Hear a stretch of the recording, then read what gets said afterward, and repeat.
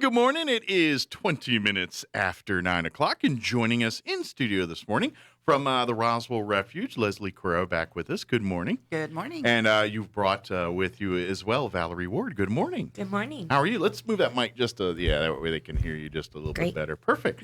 Good morning. Happy New Year. Happy New Year. How is 2022 starting for you guys Well, there?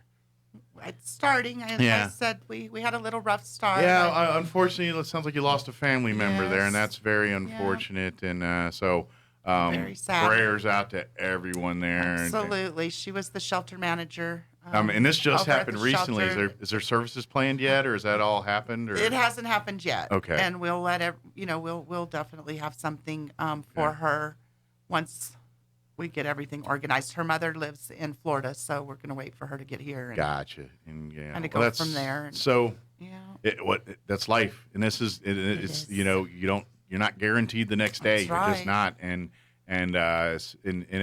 I'm just thinking in my own personal world where I've lost both of my parents, and I lost one suddenly and one over an extended period, and neither one's pleasant. But I think the sudden ones, they hit you harder, quicker, and then you kind of, whereas at least the long term, you kind of Right. have You're- a chance to at least wrap your Process, head around it, yeah. process. So sometimes these sudden losses like that, it hits hard and fast. Well, just And- so unexpected. Yeah. She actually was, I guess it happened Saturday night, and she was leaving for California on a vacation Sunday. Oh, So man. everything was packed and So she was there ready and for a good ready, time. Oh, man. just shocking when Yeah. it happens like sudden like that. So Yeah. we would definitely prayers to everybody. Absolutely. And Everyone she worked with, she was a big asset to our organization. I know, Absolutely. I'm about to say, everyone in the Roswell Refuge family are grieving this loss Yes. today, and Yeah. but at the same time, you're rallying together because now you have a big void to fill. Yeah. With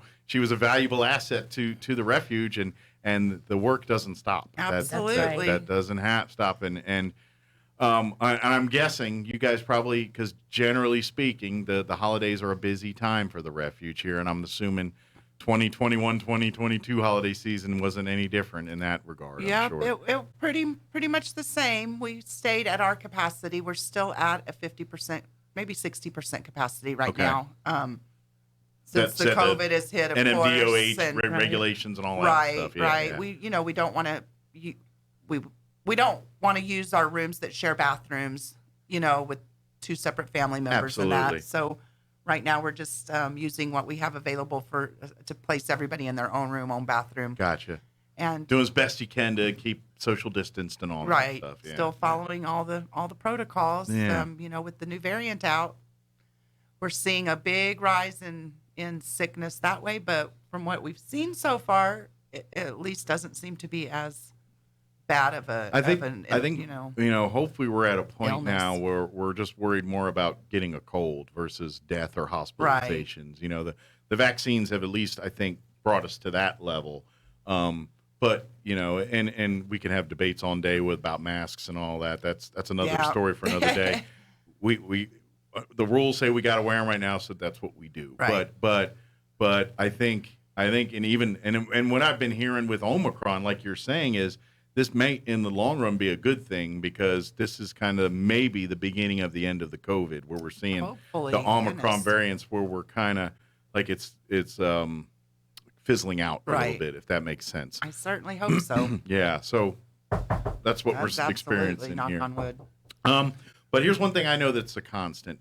Without the support and help of the community, the Roswell Refuge can't continue to help victims of domestic violence. I mean, obviously, there's grants, there's things that funding that comes, but at the end of the day, you really couldn't do the job without people donating food, donating their time, donating donation money, Right. donating goods for the thrift store, the Absolutely. furniture, the clothing, all of that. Either if it doesn't help directly by actually providing clothing and furniture for victims of domestic violence, it provides by selling it back to the public and the community, where they make that little extra money. That money in turn goes back to programs, the light bill, whatever is needed Right. to help the victims here. That's where that money goes. So. Yeah, and I would like to definitely give a big thank you to all of the community that were very generous this year with contributions, money monetarily. Good. So we got a lot of really, really nice, generous donations in Sure. from a lot of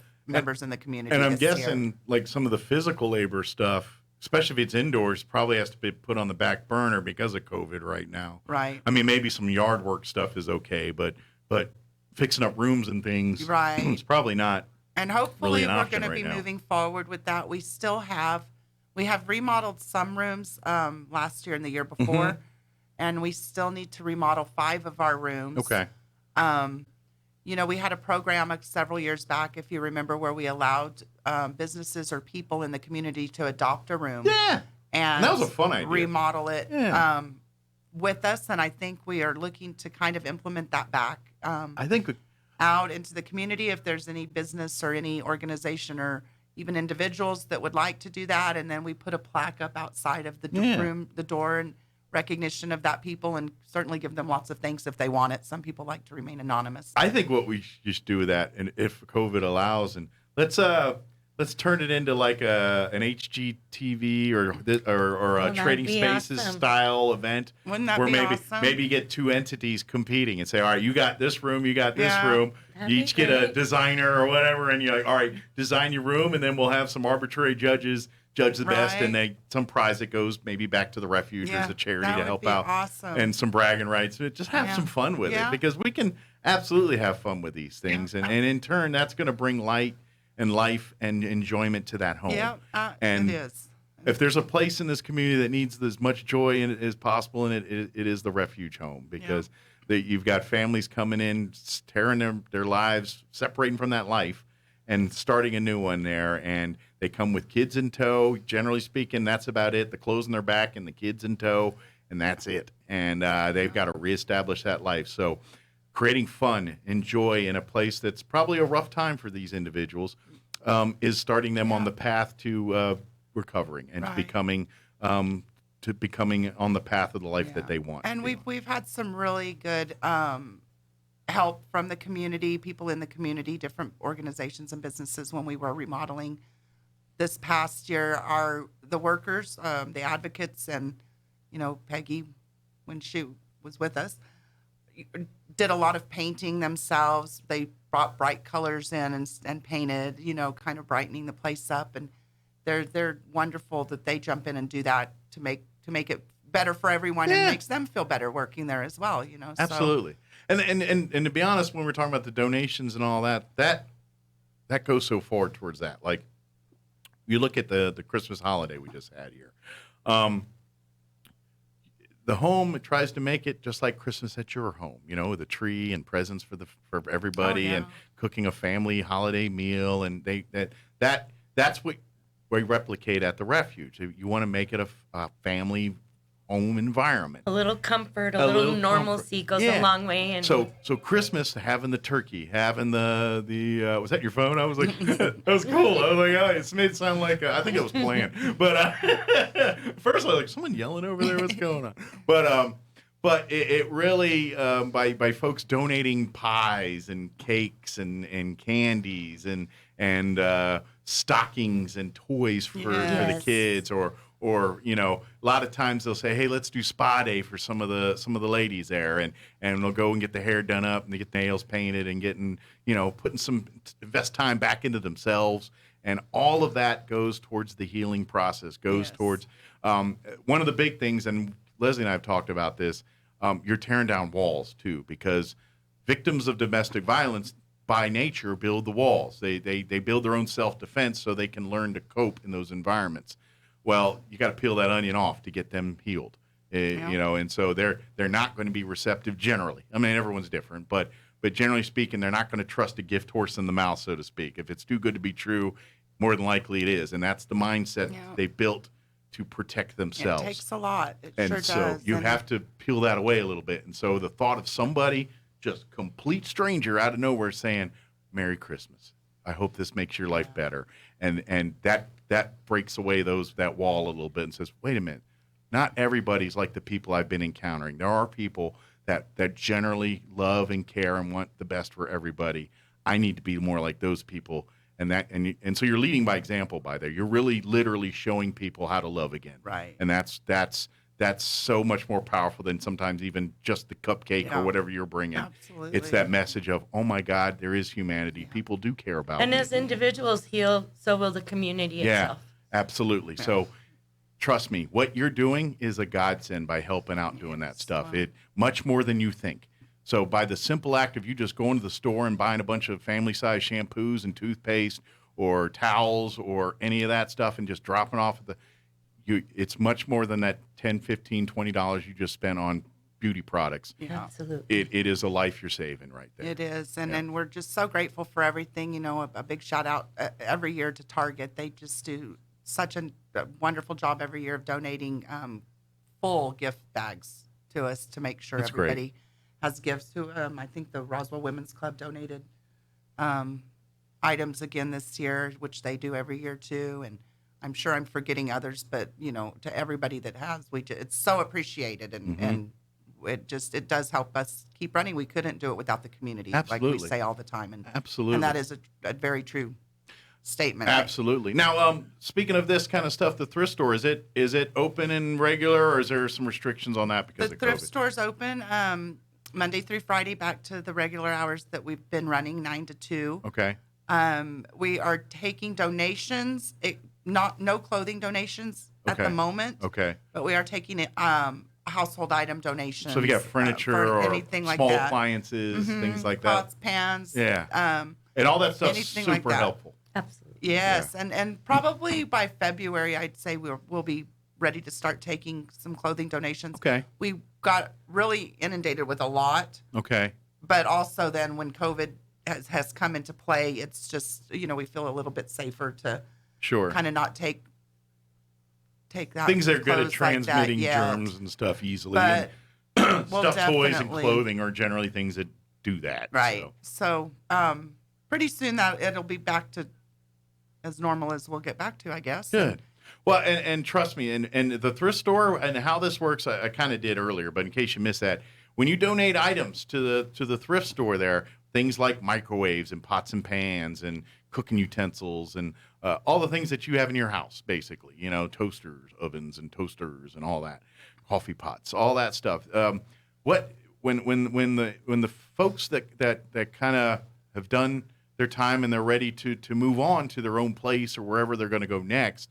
Again, like I said, they come in without the things on their back. So you guys help them by saying, all right, you're free now. Good luck to you. That's not how it works. Right.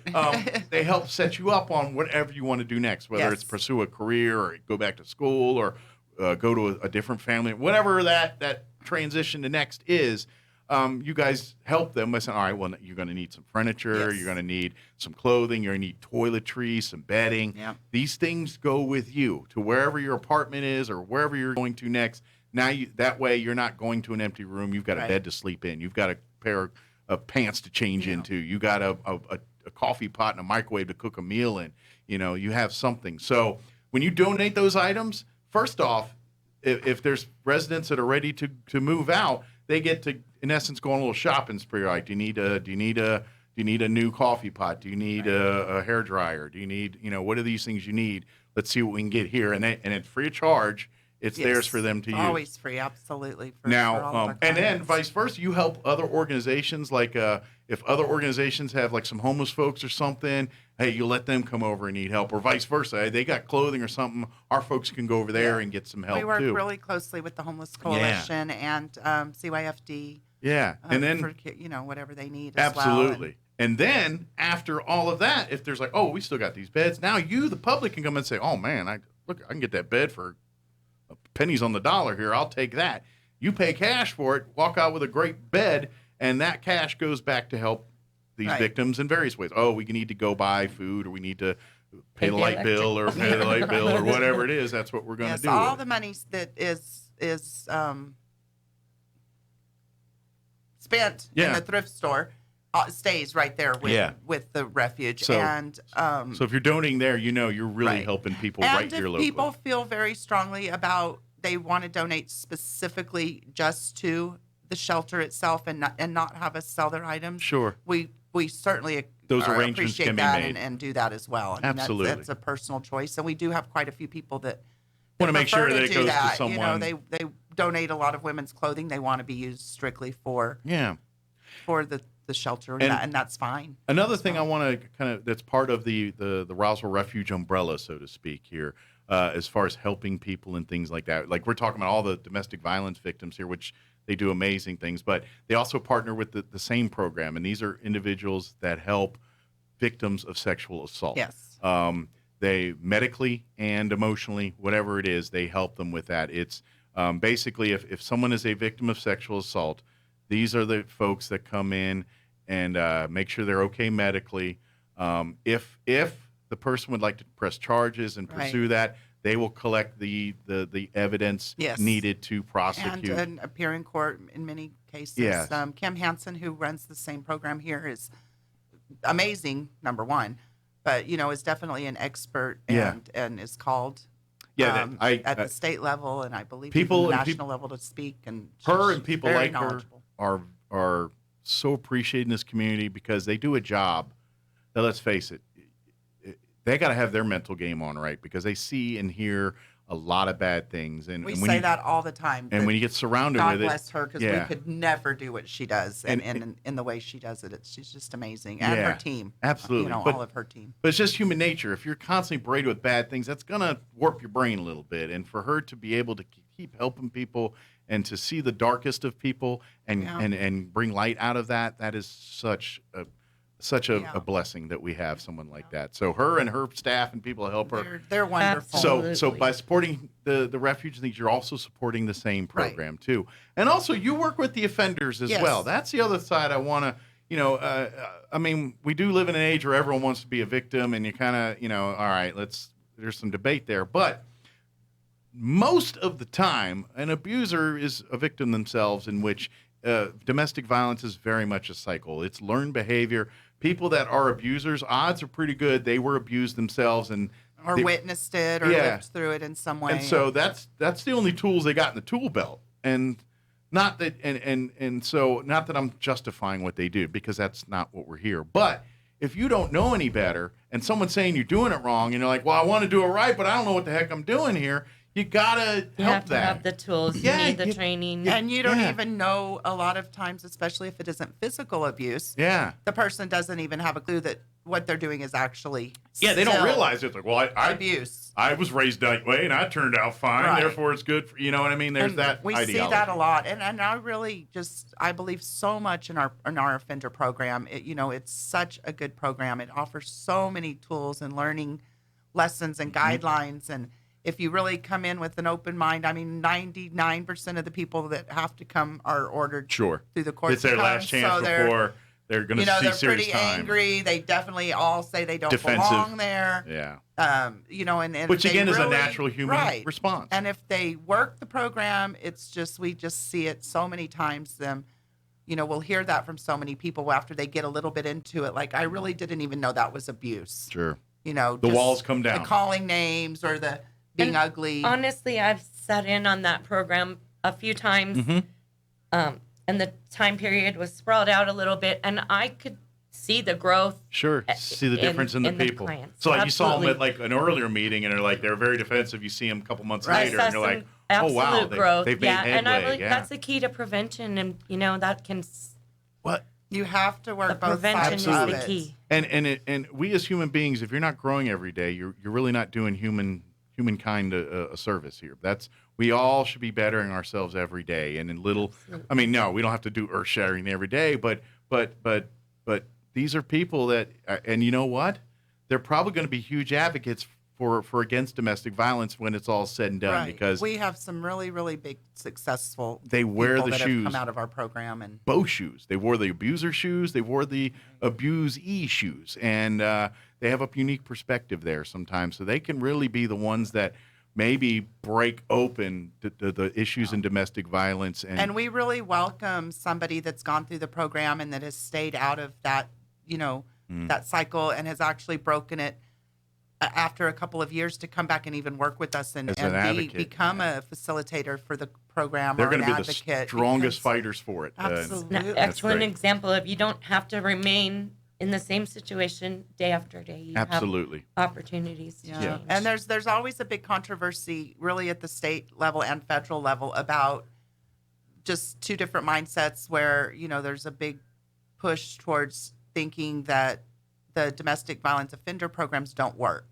And they try to cut funding every year. And How the could it not? funding for it is so much less than the funding for the victim side that we struggle really to keep those programs going. To me, that's how you fix it. Well, that's all of our Long-term. process too. Because but- otherwise, you're just putting Band-Aids on the problem Right. for the rest of That's your right. life. If you don't do something about it now, Right. you're going to continue. Now, I got to be honest. If you want a chance of ever having to shut the refuge down because it's not needed anymore, that's That'd where be- it's going to have to fix is that offender and it's program. really Is that- frustrating every year when that comes up, in the legislation. And I have to say, we have some very good lobbyists and advocates and legislators that fight for that every year. But it goes Yeah. all the way up to the federal level, we really don't think that those programs work and offender programs work. Well, of course they work. They work Yeah. if the person works them. And, Well, it might take a couple of times. We certainly have people that come through our program more than once. Yeah.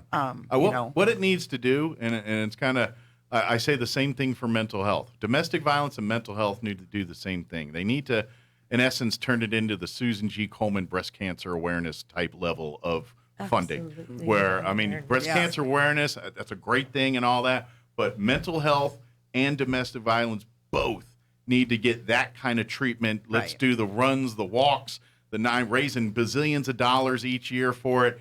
Because And the awareness. yeah, The- I personally think if we could crack that nut in mental health, we're going to see a lot of other problems just not Well, be and problems mental anymore. health and you know? drug addiction and mental health certainly go hand in hand. Absolutely. And I would with even argue domestic gun all violence, the time. domestic violence, all the things we're looking at our world is like, what a kind of awful world we live in.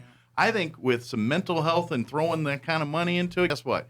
A lot of those problems, like, Yeah. remember, that was the thing. Now we And understand what we're know doing that now and know how our to mental do it. health here in Roswell Yeah. especially is just so limited. We just don't have the resources and funding, you're the right. funding, the doctors, the counselors. We Mm-hmm. just don't have that many, and we have no facilities that I know. I don't think we have any facility left, like an live-in facility for mental health at this time that I Yeah, know of. they had the closed rehab down, and I other think. stuff, but yeah, Right, nothing. Everything's So, all. and it sure does all go hand in hand. We're hoping maybe this year, if not by next year, to get some extra funding to be able to actually find an on-site counselor Yeah. that we would be able to have on staff, at least part-time. And I think that would help. That would just be such a big blessing. Yeah, and I mean, our legislators and things like, sure, I love parks and things as much as the next person, but do we really need another park, or should we take that money and let's big time invest in our mental health and our domestic, Right. invest in these things,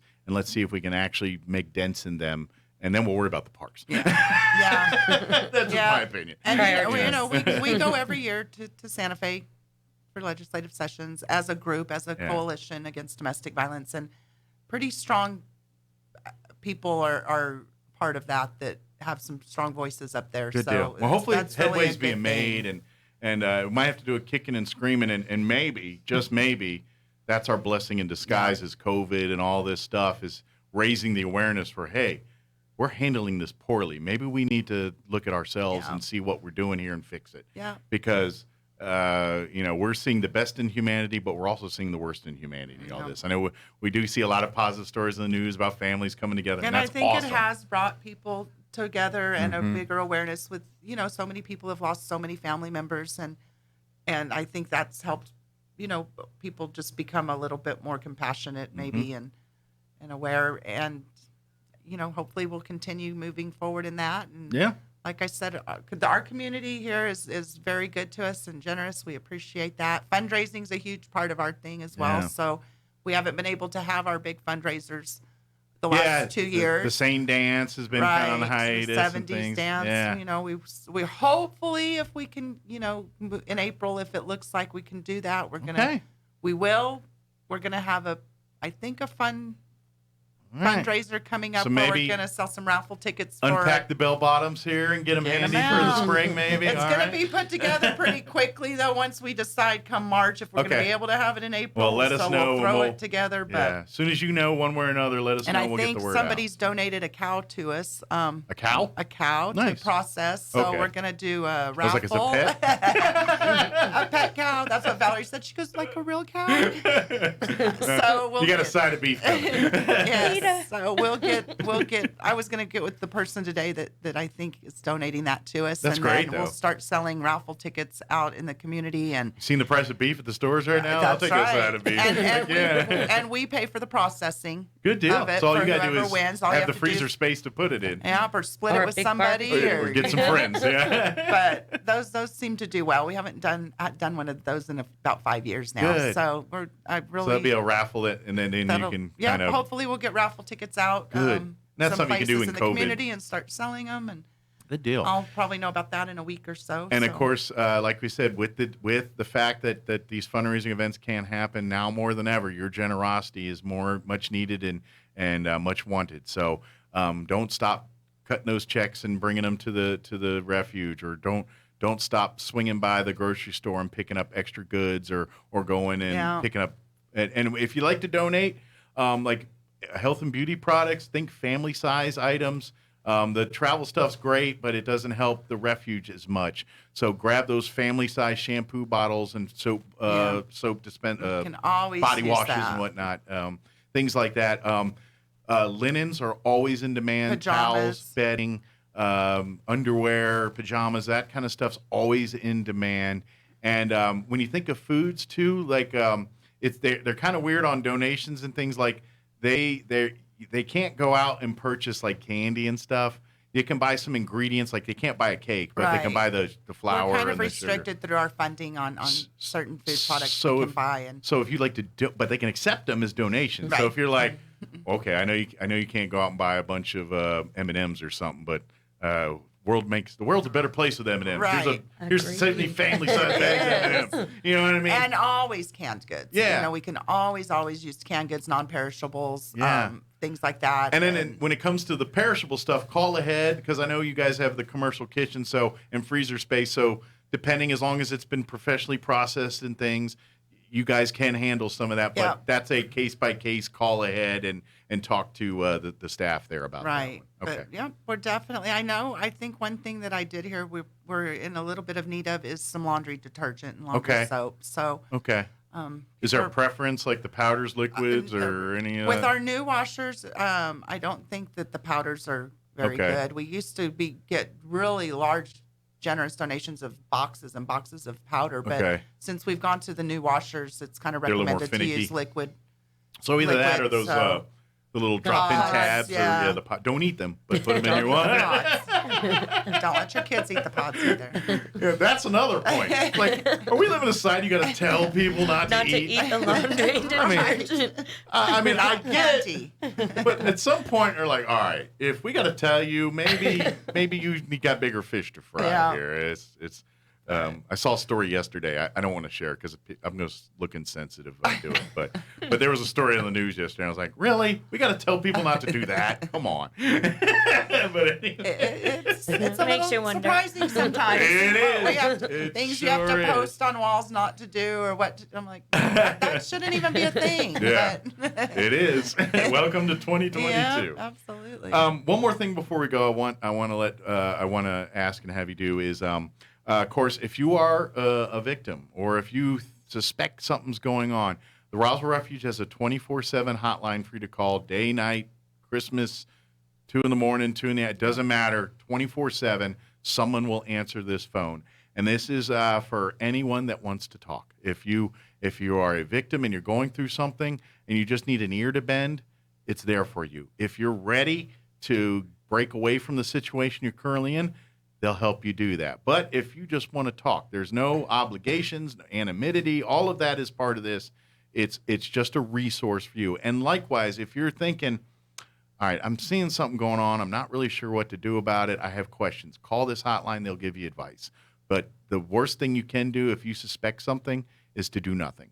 I know people see something that's like, well, is that my business? And, and I get that. I understand people.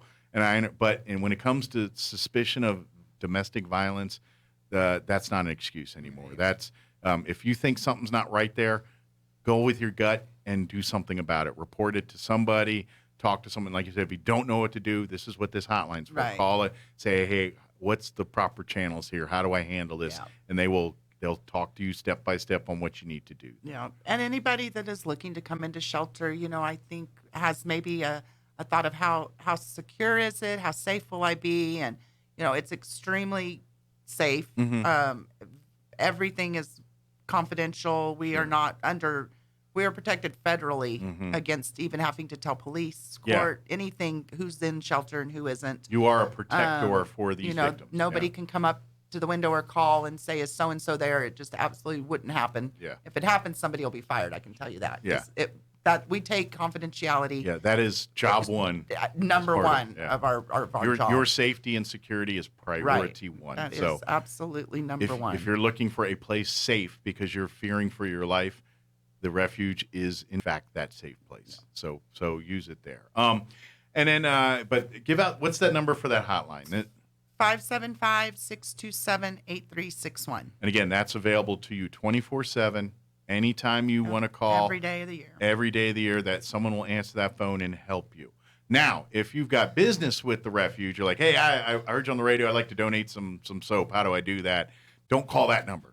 Call the office number instead, which is the number Leslie's got here. And it's 575-624-3222. Yeah, And call our that. administrative offices are at 1215 North Garden. That's also where the offender program is located, as Okay. well as if you need to do a restraining order on somebody. Okay. Any of the legal you stuff. come to that location, and our thrift store is there as well. They're on site So, as well too. So if you want to do a little shopping Yeah. now, if like I said, if it's big items, please call ahead and make Yes, arrangements. because we don't always is- have room. Is Kay still running the show She over there? is. So Kay's very meticulous about what to have, and she's a good steward of all that Right. stuff. But she can only make so much lemonade out of lemons here. So Yeah. if it's like a big bed or something that really is we going to take try a lot to of take space. everything we can, Yeah. absolutely, But for sure. But what might happen is like we would love the bed, but can you hold it a couple weeks till we have a little more space? and or we something like don't that? have a way to pick items up. That we get calls a lot on that. Yeah. I've got all this stuff. Can you pick it up? And unfortunately, we don't have any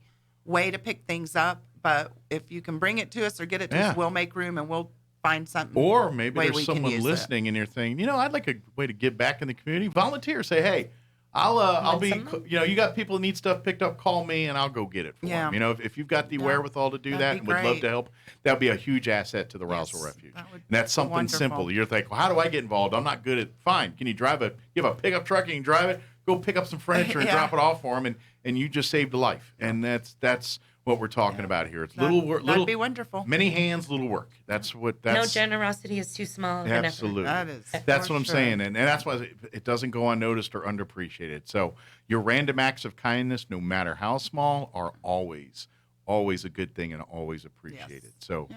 so keep doing that, because the more people that do that, the less bad stuff that happens. that You is. kill them with kindness. You ever heard that saying? That's exactly right. what you do. And is- even gift cards, to Walmart, Target, anywhere. Mm-hmm. If somebody drops off gift cards, we make sure we go give those directly straight to our clients in shelter. And yeah, that helps them a lot too. That way, they're able to get what they really need. And absolutely, so, anything, take $1. absolutely. We're good. Every little bit helps. It does.